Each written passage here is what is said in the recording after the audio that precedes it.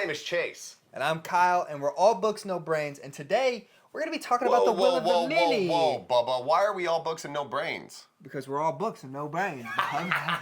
Not the name explains. The name is the descriptor. And it's fitting because he's got a lot of books, but what we're lacking is the brains to compute and or even remember what we read. Honestly, that sometimes I do forget. Honestly, that is the best thing about this podcast. I feel like engaging in conversations with people, please, for the love of God, much smarter than us. Yeah. So we just get the ball rolling of, hey, here's a book we read, here's what we think about it. Help me better understand it. And what did you think about the book? And just sparking those conversations, I feel like is one of the best things about this podcast. So if you've read The Will of the Mini, stay tuned. Here we go. And get in the comments already. Start typing out what you thought about the book, what you loved, what you didn't love. And we want to see your guys' opinions because we love books and we love talking about books, hence why we started a podcast talking about books. Here go the comments right here. I haven't read The Will of the Mini, but Chase, take your shoes off for the next episode. Shut up. Leave me alone for now. But yeah, dude, I absolutely loved this book. So you just recently reread The Will of the Mini in preparation for The Strength of the Few. Yes, and that was purely based on enjoyment. I was thinking about like professionally, like my job is to talk about books. I need to be getting through as many books as possible, so I could have just jumped right into the Strength of the Few. I wanted to really enjoy it, and I wanted to refresh my memory and be inducted into the story. I don't even know if that's right. I wanted to just go into the Strength of the Few fresh from this. So I reread this, and it was even better the second time around. Which was a solid plan because I jumped straight into the Strength of the Few, and for the first maybe like 100 pages, I didn't know what was going on. I love The Will of the Mini, but I forgot characters, I forgot who was who, I forgot where was what. Where was what was when was why. I was completely lost, but I just powered through that. Which is what you need to do. I was explaining to my girlfriend because she started reading fantasy and sci-fi books as well.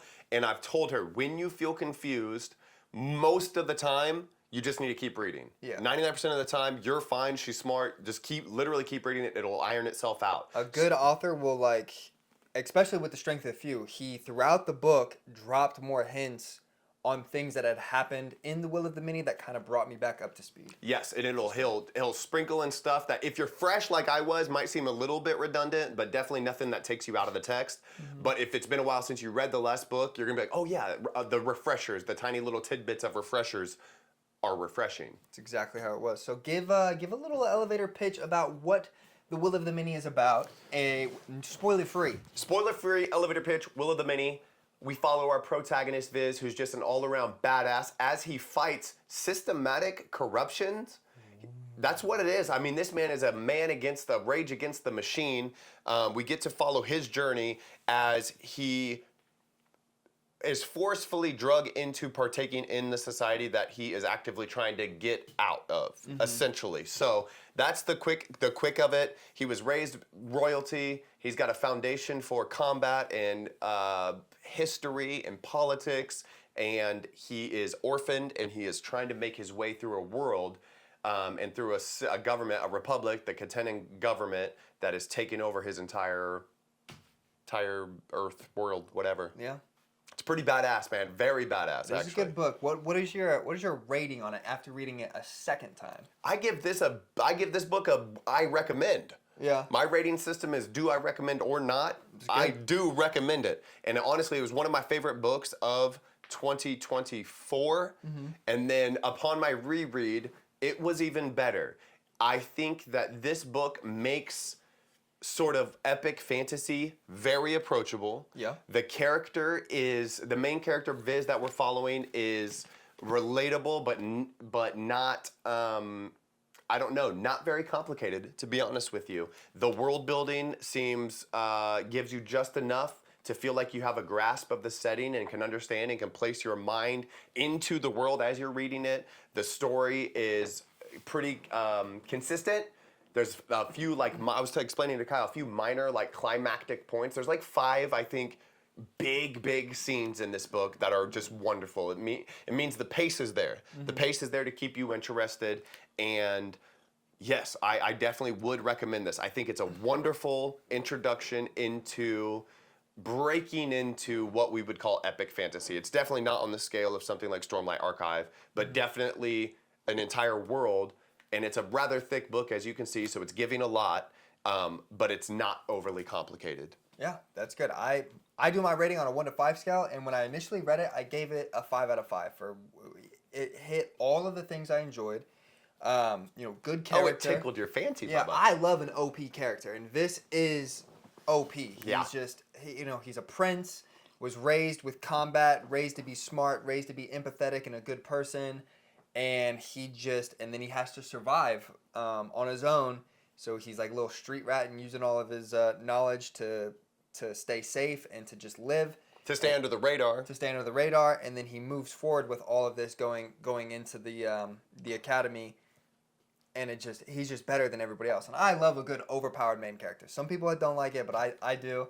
The magic system is fairly unique, and that he does some interesting things with it where you think, if this magic system exists, I can see that being possible, versus like sometimes some magic systems are like you can't even begin to understand how it works. That he kind of like explains how these complex things happen with the magic system. It actually does get pretty technical. So one of the things that I was talking to Kyle about how this was the fourth book that I ever read as an adult, and my mindset and my understanding of reading and books in general has completely changed. And when I first started reading, it's kind of like thinking back to like your elementary school days where you kind of just have bits and pieces and you don't really know what's going on.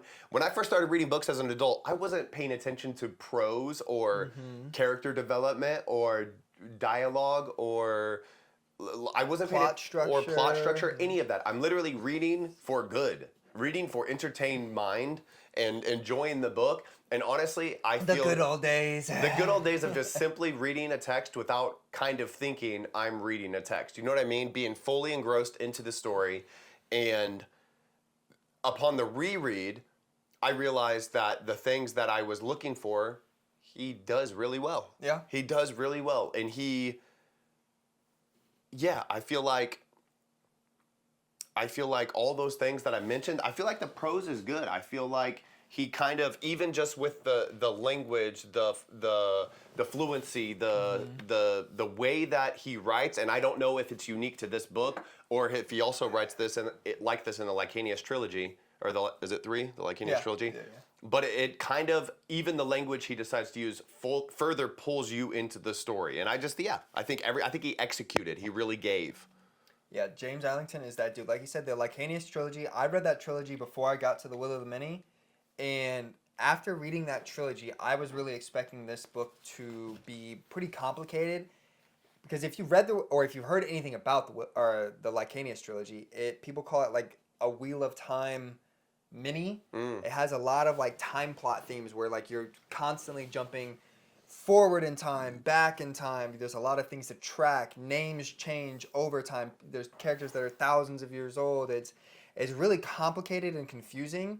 And I was talking to Chase, and I was like, I think for the Will of Many, he kind of like simplified that to get people to understand the book and more people to read the book, which definitely worked because it was one of the highest selling books the year it came out, or once BookTok got a hold of it. Yeah. BookTok blew it the fuck up. And so I think he did really well. But then there's a twist at the end of the book where he's starting to get back to that. He's very good at making complicated situations make sense. Yeah. And he starts to get, does a little twist at the end of this book. Where I will say, on my first read through, the end lost me. The end completely lost me. I read it and I thought, wait, what? The fuck just and happened? Then to make things even worse, I read the epilogue and I thought, no. What? Even more so? But upwinst the second, the reread all over my mind was clarified. Yeah. Yeah, definitely things were a lot more clear, and I think it's just because I've read a few more books, I understand a little bit better, meta speaking, about how writers write books and about what a good book does and is able to do. And yes, be entertained page by page, but also the reread just clarified a lot of stuff. And I'm excited to see, honestly, whereas at the end of the first read I was confused, at the end of the second read I'm super excited to get into the strength of the few. But yeah, you mentioned it, there's tropes. There's things that I never knew existed until I realized it, and then once you realize it everywhere. But main character protagonist going into school, an academy, an institution of some kind is a trope that he does well. He does it here, but I think like he executes. And I feel like the reason the authors do that is because as their protagonist is learning about the world, the reader is able to learn about the world. So it's just a tool for exposition. Good writers are able to make the exposition entertaining and make sense and not make it feel like you're just reading a blurb. A dump of info. Yeah, and the academy, the school, is a new-ish, like early, I feel like 2010s maybe, where like Hunger Games came out type vibe. Harry Potter. Harry Potter, yeah, like it teaches you and the character, or teaches the character about the world and the magic, that then allows you to learn about the world and the magic, opposed to just some random info dump. And there are books wherein that information is it's just like when it's presented in a way and it makes you think, oh, I'm receiving this exposition right now. Like it just takes you out of the reading. When it's trickled in and you find out, and this book is kind of thick, it's kind of a girthy little girl. You find out slowly over time as the main character finds out. I never was once taken out. It felt natural. It felt like he's figuring out what he's going to be, what his role in this society is going to be as we're figuring out what he's going to do. And I thought it was expertly done. So even though it is a trope, that doesn't mean it can't be executed nicely. That just means it's, you do have a little bit of a responsibility, and here you go. Which is a lot of people compare it to Red Rising, that, it's a young, overpowered hero that goes. So if you like Red Rising, you'll probably love The Will of the Many. That's why I picked this up. It was the #1 recommended book on the Red Rising subreddit of, oh, I'm done with Red Rising, now what do I read? This was the #1 book. Yeah, and there's a lot of similarities, which, I mean, for me wasn't an issue. For some people is an issue, but I feel like you can find similarity. You could just pick any two random books and find similarities if you really wanted to try that hard. It's the subtle differences in a story that make them great, and I think both are in their similar but in their own lane and both great. But it's same, but different. Yeah, but still same. But still same. They both overpowered characters fighting a tyrannical, classistic system. Roman themed, going to the academy, and then that's essentially the book. Yeah. But then they start to branch from there. That's where they kind of use the same starting intro that people are used to and accustomed to. Yeah. And what's popular, and then the stories start to go their own direction. Which I think is good because it's familiar, it's comfortable, it's familiar, it's not hard to wrap your mind around, especially for a book this large. And if this was your first introduction into epic sci-fi or epic fantasy, it's like, it's approachable, and the themes are not novel. But like you said, the artistry, the way, the dialogue, the character development, all the subtle details that you pick up on in the way that the story is presented to us is new and good and beautiful and unique. The magic system specifically is unique. I haven't heard of anything. So where the title comes from, The Will of the Many, is because the will is literally like your will as a human being, like your potential and your desire to live and do stuff, your will, your literal will. So it's the will of the people, and obviously within that title, knowing that it is literally of the people. It's this entire almost oppressed class, very stratified class-based system, wherein it's equal opportunity to rise, but we know and we've seen and we know from literature that that's never the case. It's never fair. It's never how it should be, and it's a literal pyramid scheme where they have the low class, the slaves at the bottom that give their will to the class above them, and then that class gives their will to the class above them, and it just keeps going until you got the one guy at the top that's got all of the power. He's #1. You don't get to meet him in this book, but that's essentially what it's a pyramid scheme of just taking from the less fortunate. Yeah, I think one thing I was thinking about is, I don't know if this is going to be a trilogy, but Kyle, you not liking the second book. Don't say not liking. I liked it. I just don't think it was as good as the first book. Yeah, so not liking the second book as much. Still liked it. Still good book. Still good. Still recommend good book. That completely reminds me of one of my favorite trilogies of all time, which is the structure from Mistborn right here from Brandon Sanderson. So Mistborn, the first book of the trilogy, phenomenal. I'm talking very well written. perfect, huge climax and resolution, because a lot of books sometimes will have a climax without having a resolution. It just ends, or you're like, wait a second. It has a beautiful climax and resolution. The second book, while good in its own right, is not nearly as good, but really because you're already hooked in the story and you're already gonna read it no matter what, doesn't give as much, but sets an excellent foundation for the climax of the first book to be even doubled with the final climax of the whole trilogy. So maybe that's what he's doing. Maybe it's like, this is a good little intro, and then the second book, and it has a good little ending, very, very satisfying, and then the second book, while not as good, is just double the groundwork for double the possibility of an amazing blow your brain conclusion of the trilogy. I don't know. That's the vibe that I was getting. The vibe that I was getting was that he was using this book as obviously trying to make it Which we're talking about the strength of the few now. Yes. The second book. He was using the book, trying to make it as good as he possibly can, but he's doing some very complex things that I've never seen in fantasy or sci-fi in general. Oh, something new. Something new. Doesn't mean that's just new to me. I've never seen it. And because of that, he has to explain a lot of things. Yeah. And he has to find creative ways to explain those things to keep you engaged in the story. And because of that, it feels a little bit slower. It feels like it's just... Is it complicated? It is. It gets I'm a simple man, Kyle. A little complicated. But he does a good job of explaining what's going on. And so, but because of that, because now going into the third book, because we understand what's going on, we don't have to think about those things, and the third book can just be, top tier, which... Yeah. I'm trying to keep my expectations low. I'm learning as a reader that when I go into a book with super high expectations, oftentimes I'm being unrealistic. Yeah. Well, I will say, Kyle, you're about 5 out of 6 of yours that you've hyped up as recommendations for me. Yeah. Have not only delivered, I would say over-delivered. You hyped them up, and I still loved them.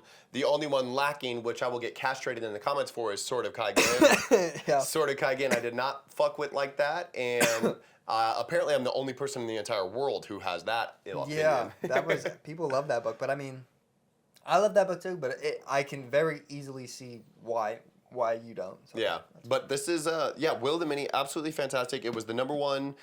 And I've seen this like 10 times. If you guys ever get on my favorite book series of all time, Red Rising. I'm wearing a Red Rising shirt today, I just realized. And yesterday and the day before. It's my favorite shirt. I will not take it off. But on the Red Rising subreddit on Reddit is a good little community. Amazing people in there talking about stuff. The conversations are engaging and thoughtful. And to be able to dive so deeply into a book or a book series and have so many eyes on it and so many minds thinking about it critically, you've done something well. Yeah. Like I think about, obviously there's fan clubs for Brandon Sanderson's Cosmere. There's fan clubs for Dungeon Crawler Carl. It's like when you are able to create something, I think about the Harry Potter world, which is not even like, there's so many holes in Harry Potter and people still love it like that. But when you have so many eyes on something, and looking at it critically and thinking about like, well, why does this, and it still holds together and does well. I feel like that's an amazing thing to be able to present to an audience. People get on that subreddit, the Red Rising subreddit, about once a month saying, I just finished this series and now I need something new to read. What are we thinking? The Will of the Mini was like far and away the most recommended book last year, which is why I dove into it. And it absolutely delivered. It gives a lot of the same stuff in a new and unique way. And even, like I said, for a book to be better on the reread, I think means something. So let's talk about, because I've seen a lot of people complain about the Will of the Mini. And so some of the most popular complaints, one was pacing, which I didn't understand. And on your reread, do you think the pacing was an issue, or were you engaged the whole time? That's crazy to me. That's a crazy take. And that's the thing. I like talking with people who are smarter than me, or even just different opinions, because then you can hear, and then they'll say something, I'm like, oh yeah, that makes perfect sense. I thought the pacing was phenomenal. I thought the pacing was one of the strong suits of the Will of the Mini. I feel like there were several, to our character, impromptu climaxes, like things that happen to them that they don't know about, that absolutely keep you engaged during. So there's downtimes, and even the downtimes, the story is progressing, obviously. And then we have these like climactic events that are suspenseful and keep you on the edge of your seat while you're reading, and are enlightening to the plot and plot progressing, not just like stuffed in there to be an action scene or whatever. But there's things that happen that some not seen, some you know are coming, and we're building our way to it. I thought the pacing was phenomenal. There's probably, like, in a book that's, 700 pages-ish, 600 pages, there's probably 5 really big scenes that happen. It's like a little over 100 pages per like epic thing. Yeah. Which I feel like is good. You need to have there has to be lows in a book for the highs to feel high. Yeah. Otherwise, it would just be middling and if you're muddling. just flooring it, that's just noise. Which I saw the pacing issue and I was like, okay, I just read Red Rising, which people talk about having one of the best pacings in literature and fantasy sci-fi. And I read this afterwards and I felt fine with it. Yeah. And I was like, yeah, this is kind of like on pace with that. Like you said. How fast do you need it? Yeah, that's what, exactly like you said. There is no high if you don't have the emotional engagement from your reader to justify that high. If you haven't developed enough for the investment, the high doesn't mean anything. I've literally read scenes from books. Sorry, Sword of Kagend is the one that comes to mind. Where I'm like done with a chapter and I'm like, was that supposed to, was that it? Like literally not even understanding, was that supposed to mean something to me? And I'm like, fuck, I think that was like a pivotal ass thing and I don't care that just happened. Wow, yeah. Yeah, so that I've definitely read books wherein, because the author wasn't able to establish my investment into the character or plot emotionally, those mini climaxes don't mean anything to me. Yeah. And this one doesn't. This one was good. I'm like on the edge of my seat. I felt good about that, but I have seen people complain about the pacing. But to each their own. Yeah. And you're entitled to your own opinion. Another one was people disliked Vis, thought he was a flat character, too overpowered, way too good at everything for no reason, and didn't really go through any like major changes. That I see. Yeah. That I see. So I liked Viz, and I've thought about this before too, because I've seen some complaints about, not with Viz specifically, but with Darrow and Red Rising, talking about plot armor and all this. And the analogy I always think of is like with Alexander the Great. The actual one. The real Alexander the Great. If he had gone into a second battle ever and died, we wouldn't know Alexander the Great story. How many lucky things happened where if things went just a little bit different, would his story have been erased with time because it didn't go his way?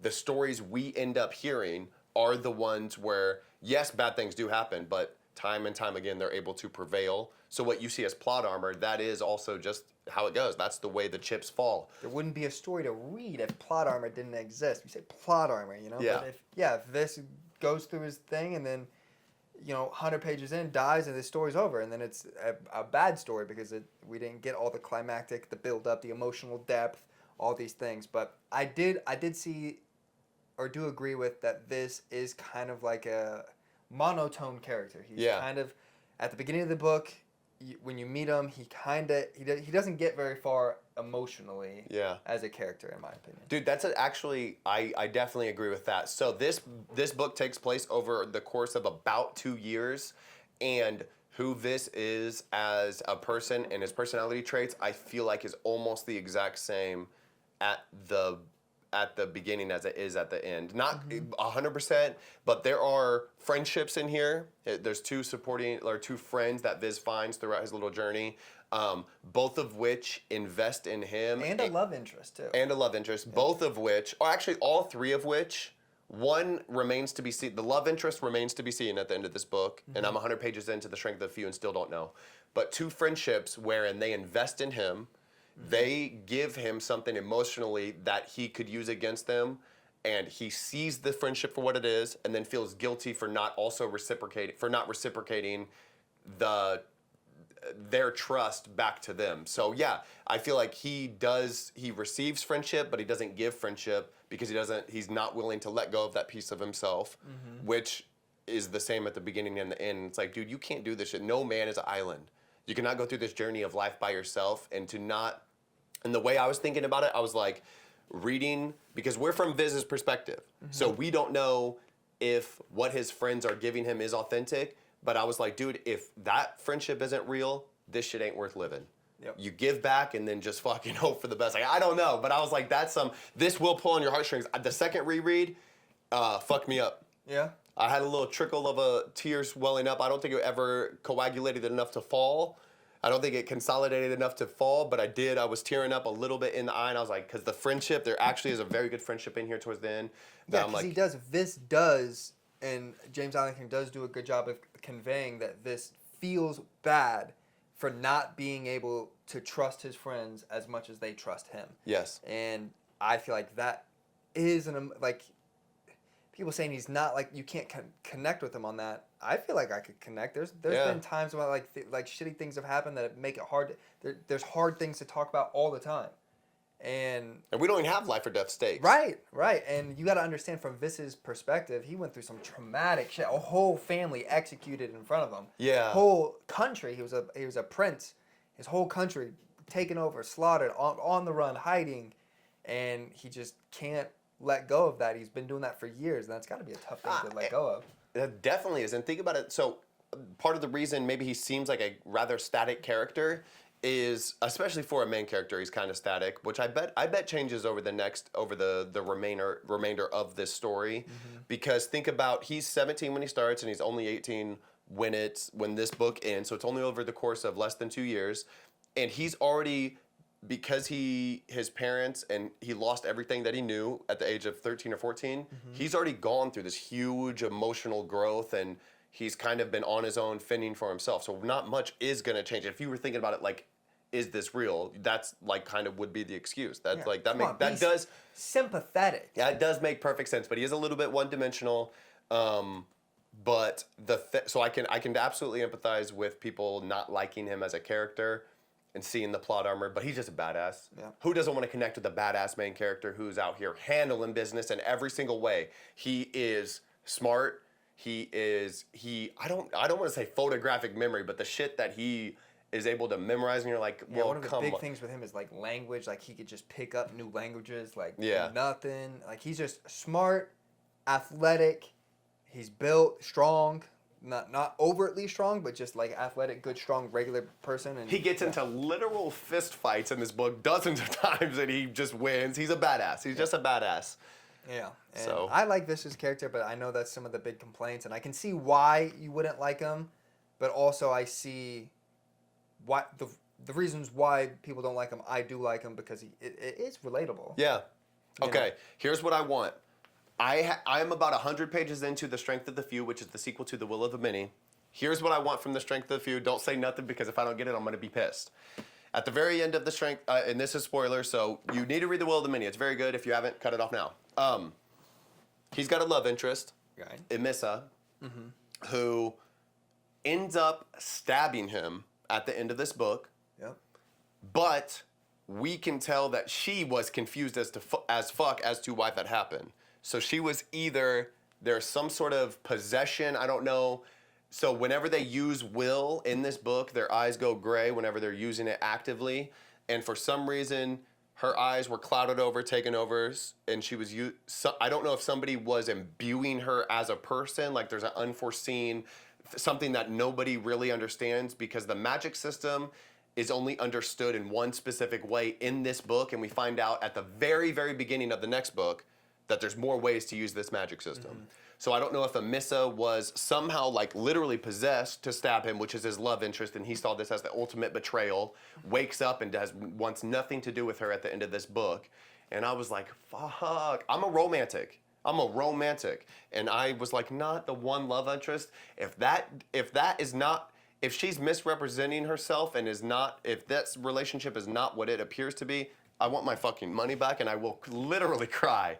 So, the things I want resolved. I want to find out exactly what the hell happened with Emissa, and I want real, meaningful connection for Viz. Mm-hmm. I feel like every person in this world deserves to have their person, dude. That shit is indescribably fulfilling to just, like, I think about my girlfriend, and I think about, like, literally the world could be burning down, and if I remember that she's mine, and I'll just have this, and then we just burn and die, and I'll be okay. Yeah. Like, you just have your person, and that safety, and that, I just want and it's that, like, longing desire. Every person deserves that. Secondly, what else do I need? That's the main thing. I'm just a romantic. I just want to find out what happened with Emissa. I want Viz. I want to know about the Princeps. Mm-hmm. So the Princeps is the highest ranked Katenin. He's like their leader. I don't know if president, I don't know what you would call him, but it's even more so powerful than that. And I think there a Princeps. I think there's 3 Princeps. Okay, that's what I was going to say. There's one at the head of each senatorial pyramid. Yeah, so you have you have governance, military, and religion. And I think there's 3 princeps, one at the head of each senatorial pyramid. And even though these 3 senatorial pyramids make up the Katenan Republic, they're like adversarial. They literally... They don't get along. They don't get along at all, which it just seems weird that there would be... I think that's because that's how like the ancient Roman things were portrayed. Because they had the same thing, government, religion, and military. Yeah.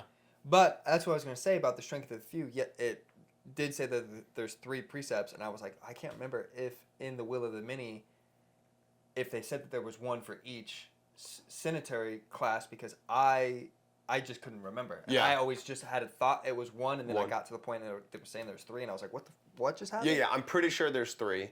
And I want to find out more. So in this book, he meets a Domitius, and he interacts with a Domitius, a peer. It's a peer who he's at the academy with, father. So he goes there and meets him, and that's the 2nd rank. That's right below a princeps, I'm pretty sure. Yeah, 2nd rank. And so I was super interested in that. I was like, that's a high ranking, like, when you are physically imbued with the power and the will of thousands of people, I was like, I don't even know what that means. You were buff. Dude, I was thinking like, how could you control? You would just pick something. I don't even know. Like, think about the physical strength, let alone I don't know what else. I'm super excited to find out. I just want to know more about the magic system. Yeah. And I want to meet the princeps and the incredibly powerful people, and then I don't know, man. I feel like their world is so corrupted. I don't see what he can do as one person to make a big change. I'm just excited to see what he thinks is. Here is how I can make, because I don't think he's going to be happy with just going off and living off like he wanted to do. Yeah, because he doesn't. All he wants to do is just to fuck off and not be bothered by the system and just go be on his lonesome, which obviously he makes connection, and that changes over the course of the book. But yeah, he's got to figure out something. Yeah, so I want the book. I want to give on him. I want it to give me what I want on Emissa. I want him to, and I'm interested to see where Viz decides to dedicate his power to. That's what I'm interested in. Yeah, I think it's BookTube does a lot of that. BookTube does explain and get into a lot of those things and more. I don't like reading books, a series that I love, as they're coming out. I'm not trying to deal with this. Yeah. There was already 6 books out whenever I started reading Dungeon Crawler. Oh, so I could gorge myself. I could consume those into oblivion. I could binge read. I'm over here reading as fast and much as I want without concern for the end of a story and making me wait. Yeah. This I like, not as much. Don't get it twisted. Dungeon Crawler Carl does something, is yanking on my chain in a very specific way. Fucking good, dude. But this is phenomenal, and it was definitely good enough where I was like pissed that I had to wait for as long as I did, and that was at like over a year. And now I'm reading The Strength of the Few shortly after it's coming out, so I know I'm gonna have to wait years. Yeah. Well, 2024 this came out. Maybe it was 2023. It might have been. And then 2025. So 2 years. Yeah, a little 2-year gap. 2-year little gappy wappy. Fappy little gappy wappy. We're already at the end of 2025, but it did just come out last month, so like... Yeah, this says May 2023, so it was... 2027? Yeah. But that's all right. That's part of the story. That's part of the journey with these book series. Infinite amount of good books to read. Yeah, my TBR is getting longer by the mere moment. That's true. Well, anyways, guys, that is our thoughts on the Will of the Many. Let us know down below in the comments what you thought about the Will of the Many. And good and bad. We like to read both sides, and there's been multiple times where we've disagreed, talked about it, and one of us have changed our opinions on certain... We flip script. We'll flip. Yeah. Dude, I love this. The most valuable thing, and I think I want to put this at the beginning. The most valuable thing about a podcast about books is being able to engage with people who have read the same book, and then hearing their opinions and sparking meaningful conversation that get me thinking about the text, get me understanding the text in a different way. And that shit is powerful because people who like reading. Mm-hmm. And a book is able to give you something that you cannot get anywhere else. You cannot get it in a movie, TV show, song, painting. You get something from a book that is just so unique. And being able to talk with smart people who have thought about the text that you've also thought about.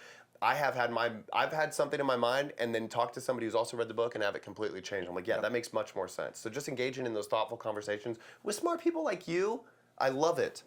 Yep. The Will of the Many. Yeah, we're all books, no brains. Love you. Bye-bye.